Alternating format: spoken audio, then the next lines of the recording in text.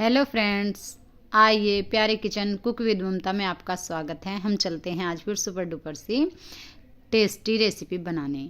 इसे बनाने के लिए हमें चाहिए होगा बेसन, आधा चम्मच जीरा, थोड़ा सा चाहिए होगा हमें धनिया पाउडर, और इसके साथ ही हमें चाहिएगा थोड़ा सा हल्दी पाउडर, अजवाइन, लाल मिर्च पाउडर। इस तरह से हम इन सभी चीज़ों को इसके अंदर डाल लेंगे। और डालने के बाद आप चाहें तो गरम मसाला डाल सकते हैं, नहीं तो ऐसे भी टेस्ट इसका बहुत ही बेस्ट आता है, डाल भी सकते हैं, वो आपकी चॉइस है। मैंने यहाँ पे पिसा हुआ धनिया ज़्यादा डाल लिया इसलिए मैं नहीं डाल रही हूँ। और ये मैंने अच्छे से गोभी को धोकर साफ़ करके रख लिया था।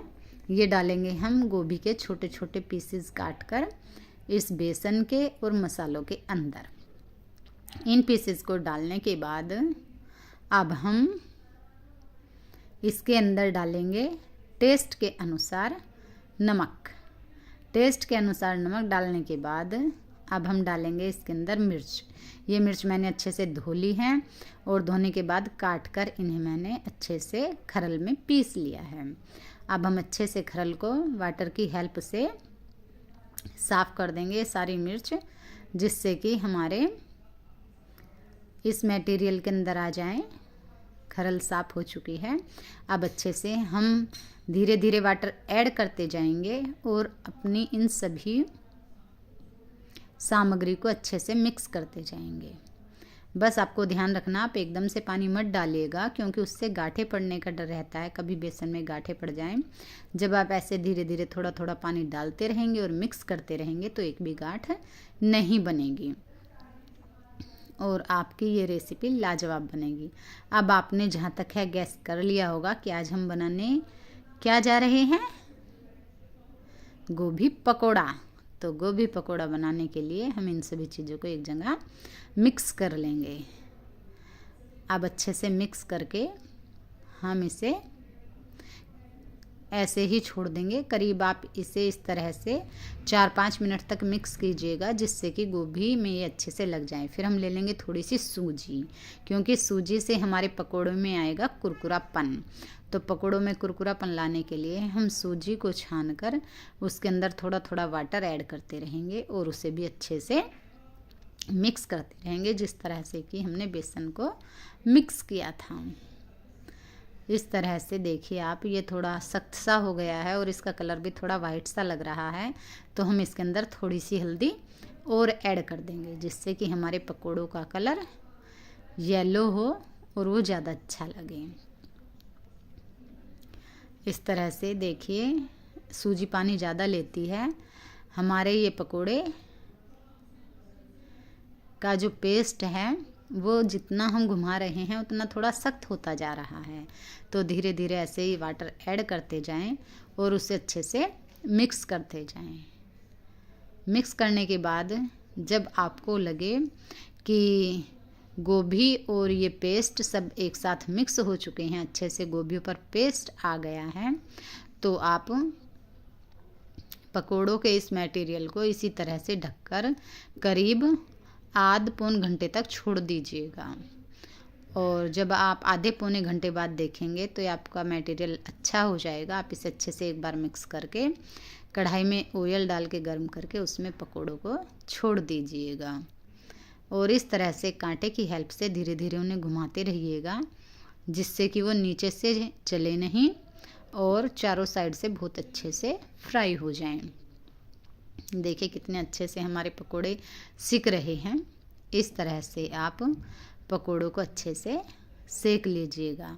जो पकोड़ा आपको लगे कि अच्छे से पक गया है, ब्राउन कलर का हो गया है, उसे आप निकाल लीजिएगा और पलट पलट के बाकी सभी को इसी तरह से सेकते रहिएगा। इस तरह से इस झरने की सहायता से हम इनका सारा ऑयल बाहर निकाल देंगे और ऑयल बाहर निकलने के बाद फिर हम इसे प्लेट वगैरह में रख लेंगे। इस तरह से ही हम जो भी हमारे बाकी बचे हुए पकोड़े हैं ये भी तले गए हैं, इन्हें भी हम झरने की और कांटे की हेल्प से बाहर निकाल लेंगे। और निकालने के बाद अच्छे से इनका ऑयल हम कढ़ाई में ही निचोड़ लेंगे। जब हम थोड़ी देर ऐसे रखते हैं, देखिए सारा ऑयल बाहर आ जाता है। तो इस तरह से हमारे कुरकुरे टेस्टी पकोड़े बन गए हैं। फिर जो हमारा मटेरियल बचा हुआ है उस मटेरियल को भी हम ऐसे ही डालकर उसके भी पकोड़े तल लेंगे।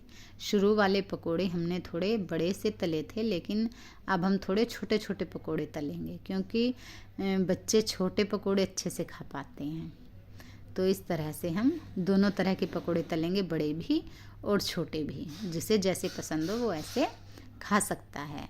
अब थोड़े से मैं सोच रही हूँ कि पकोड़े तीखे भी बना लेते हैं। वो कम मिर्च के थे बच्चों के हिसाब से, लेकिन कुछ लोगों को चटपटे ज़्यादा टेस्टी लगते हैं, तो मैंने इसके अंदर एक मिर्च और थोड़ा सा नमक और ऐड कर लिया है, जिससे कि इसमें और चटपटापन आ जाए।